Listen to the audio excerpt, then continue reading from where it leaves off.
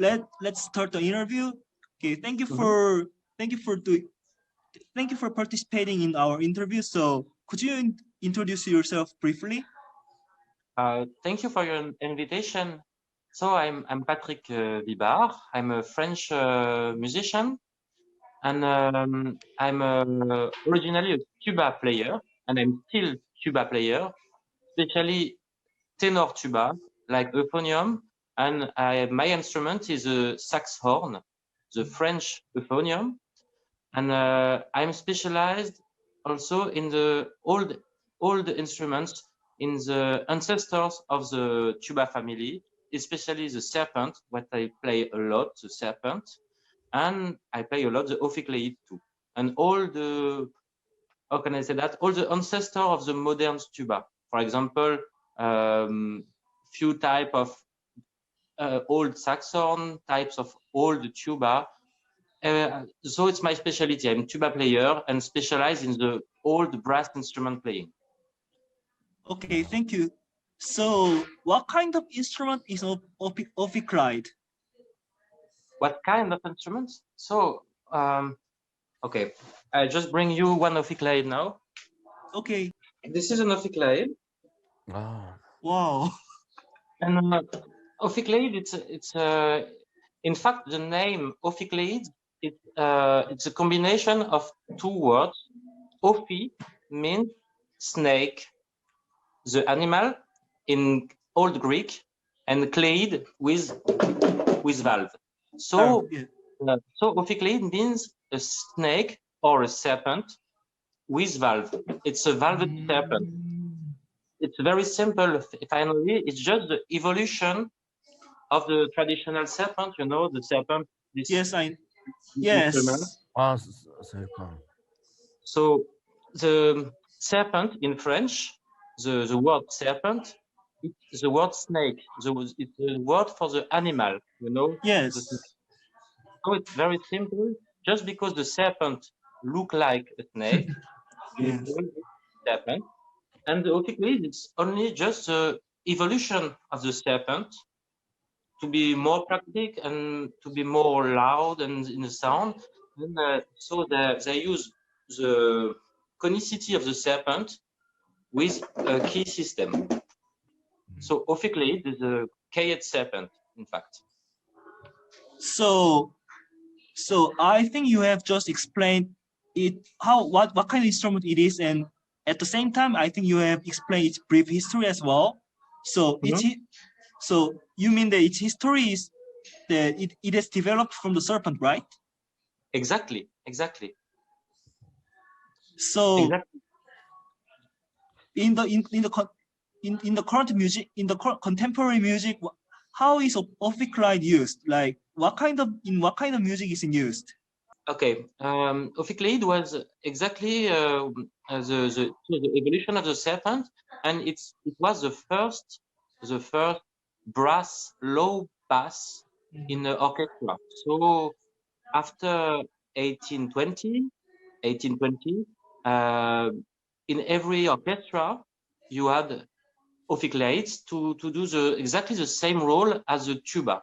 And today, if you want to play ophicleide, it's exactly like playing an euphonium. It's not exactly a very low instrument like the tuba, because as a baritone, the ophicleide is scaled, and you cannot go. You can't have pedal notes, so you are blocked at the low B or the low C, depend of the type of the instrument. So you cannot have the same notes as a bass tuba from today, but in the tessiture it's very close to the euphonium or the saxhorn. So you can use the ophicleide in every music you want, but it's just exactly the same role as an euphonium. Okay, so more specifically, if I think you are familiar with the music Bidlo, right? Bidlo in the from a picture in exhibition from Ravel. So do you mean that it's perfectly possible to play that piece with ophicleide? Absolutely not.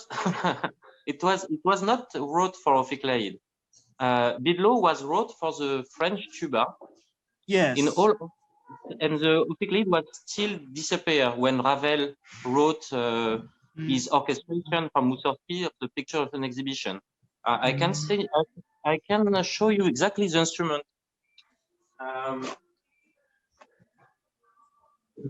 This is a French C tuba. Yes, so right. 6 valves, and it's exactly this instrument for playing the Bidlo. And not the opiklide. The opiklide was already disappeared. I'm not sure exactly the year when Ravel did the orchestration, sorry, but I think it is in the first part of the 20th century, and opiklide was already gone from the orchestra. I think the end of the opiklide is very progressive, but after 1870, opiklide begin to disappear, and in the French orchestra, in Paris orchestra, it was played only with this instrument. And the interesting thing is this instrument, the French tuba. Yes. It is the saxophone, you know.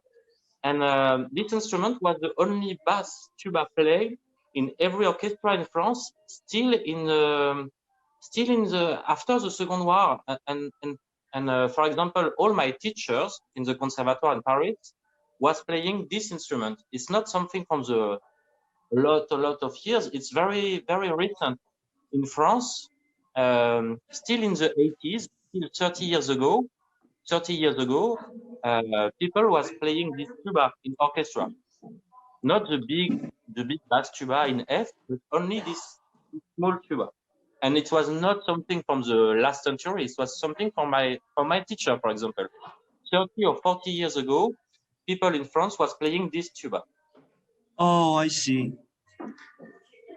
So if opiklide disappeared that long ago, so then what is your view on the future prospect of opiklide? Like, is it going to be used more, or is it going to be used less?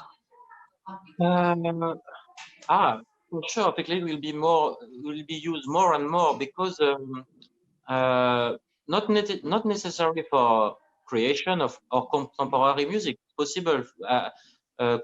German composer last year composed for me a concerto with opiklide. Roland Sampali used opiklide as soloist instrument in orchestra. Okay, but I think the really impact of the opiklide today is, for example, the music.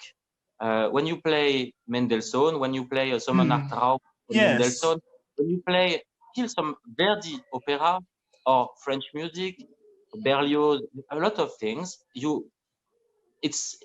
composer wrote especially for opiklide. And today we are playing this with tuba, sometimes with big modern tuba, but the sound is absolutely not the same. And I think in the future, and it's already begin a lot, when even with the modern orchestra, when it will be required to play Mendelssohn or Berlioz, the conductors want now a lot more than 20 years ago to have this kind of sound, exactly the sound from the opiklide or from a smaller instrument in any case. So even a modern instrument, but conductors don't want anymore to have big C contrabass tuba to play the Monarchtraum. It's not nonsense. So I think in the future, it's already beginning a lot. In the future, the conductor want much more have opiklide or small tuba if the tuba player don't play opiklide to play this kind of thing. So I think the real future of the opiklide is just for the tuba player now to can play tuba a lot, to play tuba of course, but can play opiklide or saxophone, because the sound is so different in the orchestration, and the composer wants something special. And if you want to give this special sound, today it's required to play opiklide. Oh, okay. Thank you very much, and thank you very much for your opinion on the opiklide. Okay, and so the next is the saxophone, and I will proceed the same procedure for the saxophone. So, could you introduce briefly the instrument saxophone? Like it's, can you show it to us? Show. Yes, I can show you a saxophone. I didn't know. Just 1 second. Okay, thank you very much. That's my saxophone. Oh, yes. The modern one. Sorry. Oh, okay. Just one thing, very important. For me, I'm French, so for me, playing the saxophone is absolutely normal. The first instrument I began to play when I was a child was a saxophone. But I know in other part of the world, like in USA, in Japan, in Korea, a lot of people think saxophone is an old instrument not played anymore. But for me, and for a lot of French people, playing the saxophone is like absolutely normal, like playing euphonium. And the first time I played euphonium, I was 25 years old. So it was in the conservatory because I have to play the euphonium. But my instrument is really the saxophone. And the saxophone, of course, it's an old instrument, but today we are still playing a modern saxophone, like this instrument. This instrument is a saxophone we developed with the Wilson factory in Switzerland, and it's a saxophone developed by my quartet, me and my quartet. So it is this kind of modern saxophone, and it's totally normal. But today, compared to 20 or 30 years ago, when I was a child, the saxophone really begin to not to disappear, but it's not the same. When I was child, for example, there was factory like Antoine Courtois, you know Courtois, the factory. It was a factory in France. They produce a lot of instruments of cheap saxophone. In every wind band, you have saxophone, not euphonium. But now, 25 years later, the Courtois factory is now closed in France because the Buffet group buys the factory and decide to close it in France to go in Germany. So now they don't produce a saxophone anymore. So it's not the same today as the world I know 25 years ago when I began the tuba. No, if you want to play saxophone, it's only professional instruments. But when I was young, it was a very common instrument.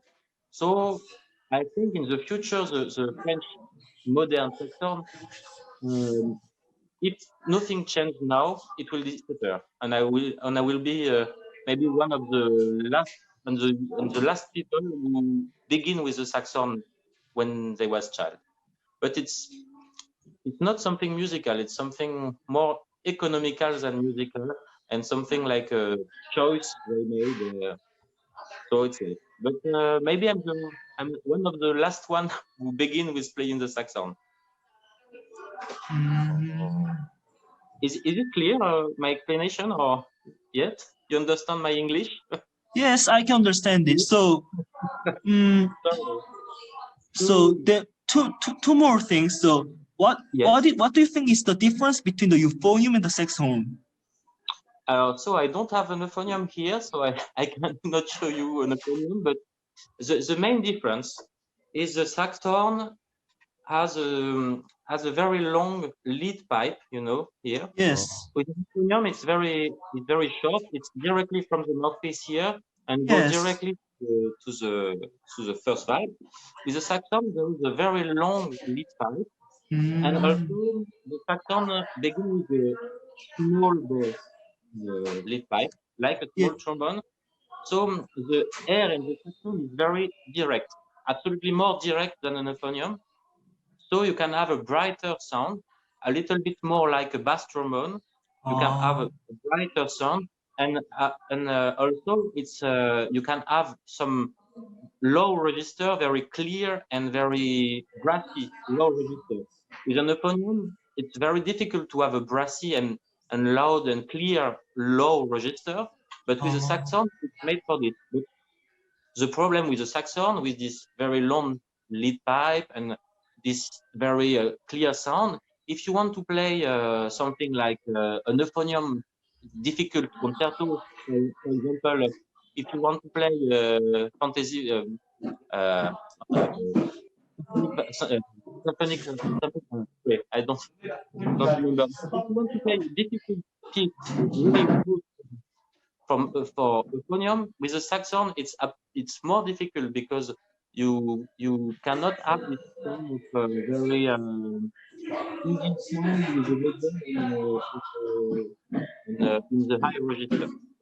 If you want to play symphonic variants, for example, with a saxophone, it's possible, but it's really difficult. But if you want to play a piece from Bozza or from Castered, like Symphonie concertante from Castered, of course, or concertino from Bozza, with a saxophone, it's really the instrument you need because you have this in a concertino from Bozza.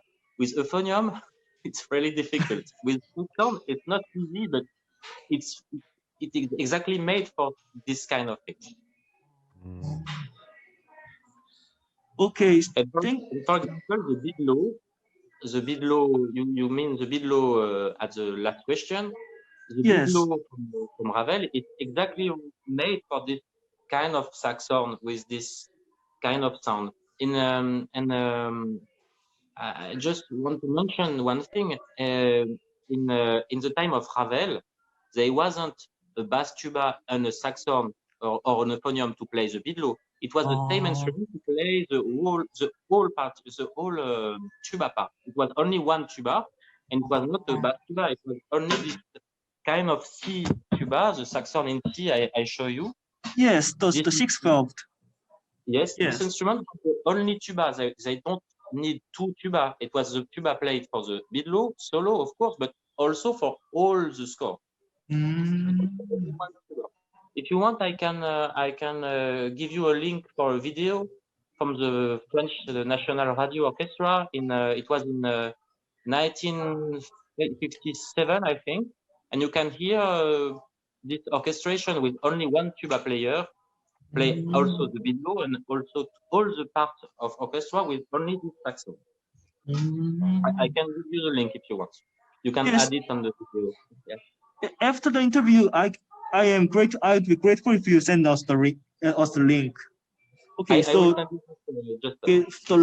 last question is this. So, like compared to the euphonium, what is your view on the prospect of the saxophone? Like, is it going to be used a lot worldwide, or is it going to be used more in France? I'm not sure I understand well the question. Can you repeat, please? Like, compared to the euphonium, what is your prospect on the?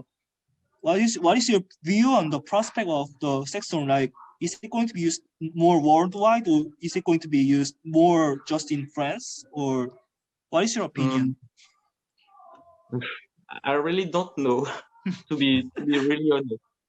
But there is two things. There is my point of view and my hope. I will begin with my point of view now.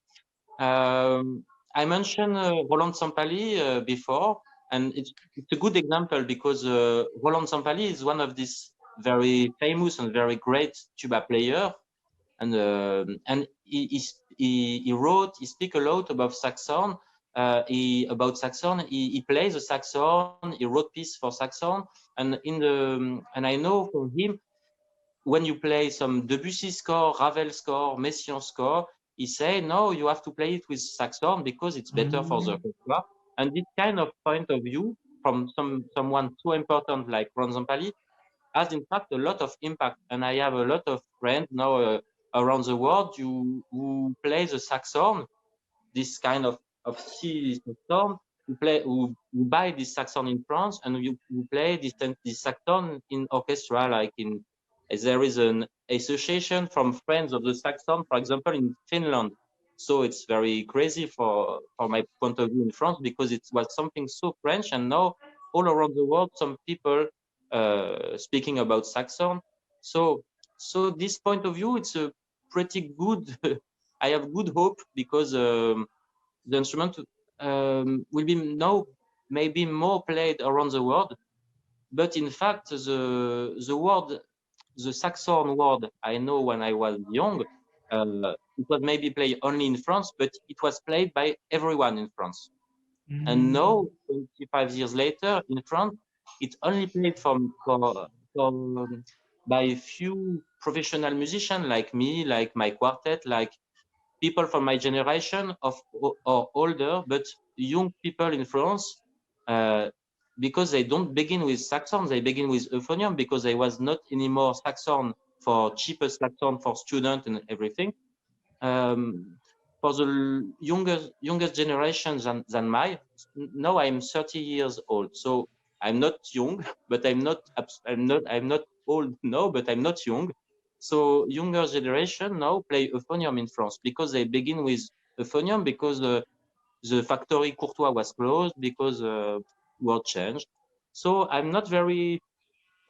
I'm sure from one thing, the word I know when I was young is going to disappear, of course. And I'm really, and I think I will be one of the last people who begin with a saxon. So maybe the future of the saxon will be something very professional, very, very specific, played by the tuba player. But, and it's a good thing, but maybe the saxon will be not anymore this instrument played by everyone in every wind band orchestra in France. Exactly the word that the word when I was young, but it was exactly that. Saxon was very common instrument, and I think it will not be anymore. So, but it's like. Oh, I see. Actually, I personally find saxophone more attractive than euphonium because I like it. I like tone better. I like tone more than euphonium. But Nice. But yes, I am aware that euphonium is much more common in nowadays. Yes. Okay. Thank you very much for your interview, and I hope that you stay healthy and safe during this pandemic. Yes, all the best for you too, and I hope it will be finished soon, very soon, because it's absolutely much too long now. So Right. all the best, and for you, and be safe. Thank you very much.